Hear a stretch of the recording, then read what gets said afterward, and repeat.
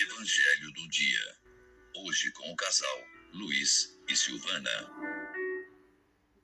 Olá, queridos irmãos e irmãs em Cristo.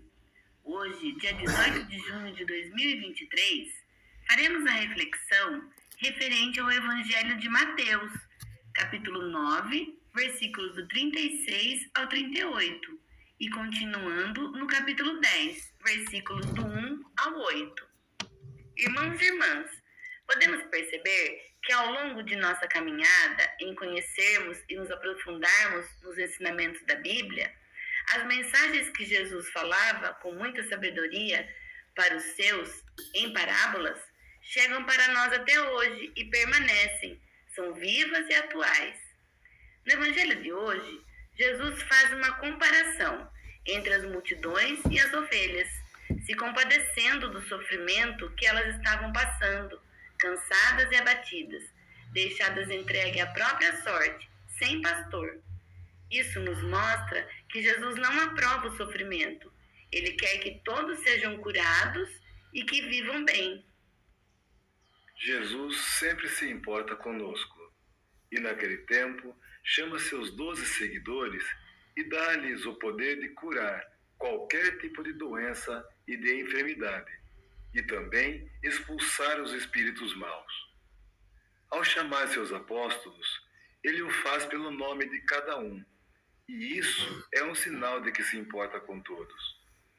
O fato de naquele tempo chamar Simão Pedro e André, Tiago e João, Felipe e Bartolomeu, Tomé e Mateus, Tiago e Tadeu, Simão e Judas, indica para nós que ainda hoje ele está a nos chamar, sem se importar qual é a nossa condição. Ele quer apenas que o sigamos e façamos a vontade do Pai que está no céu.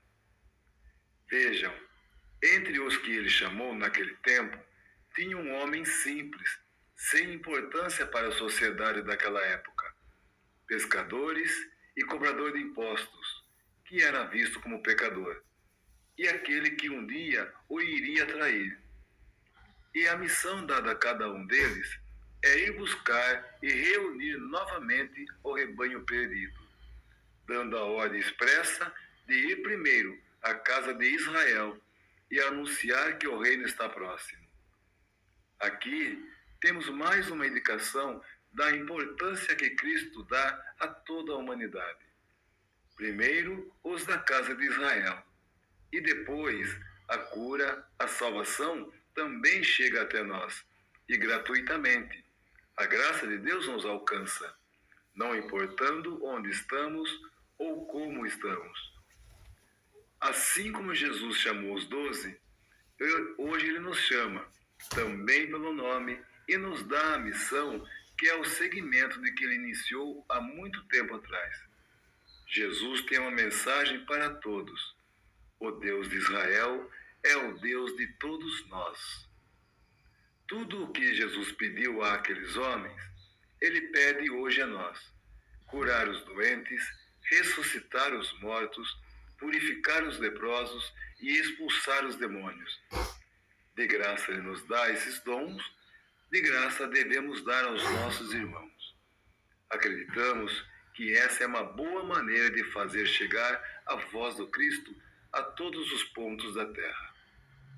Jesus Cristo ainda fala conosco, mesmo nesses tempos de correria, de muita pressa que temos, quando às vezes não percebemos as ovelhas sem pastor, cansadas e desanimadas. Precisamos acalmar nossos corações e mentes, ouvir a voz insistente do Cristo, aceitar e sair em missão. De graça ele nos dá, de graça vamos dar aos nossos irmãos sofredores. E por que Jesus ainda se importa e fala com cada um de nós?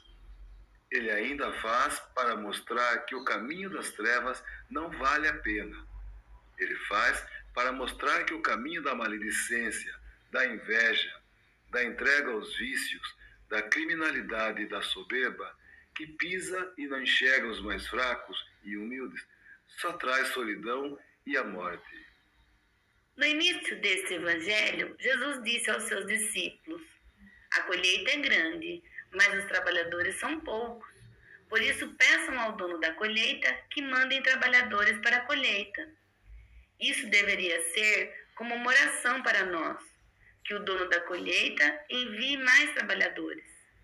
Não era fácil naquela época e não é fácil hoje encontrar pessoas que se permitem comprometer-se com o projeto de Deus. Seja religiosos ou leigos, passamos por muitas dificuldades, somos julgados e o mundo oferece tantos outros atrativos.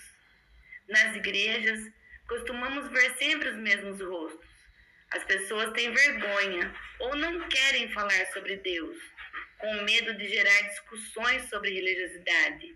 E assim, todos vão se distanciando umas das outras, se distanciando das coisas de Deus, e palavras de conforto como: Jesus te ama, Ele sabe das suas dificuldades, confie no Senhor.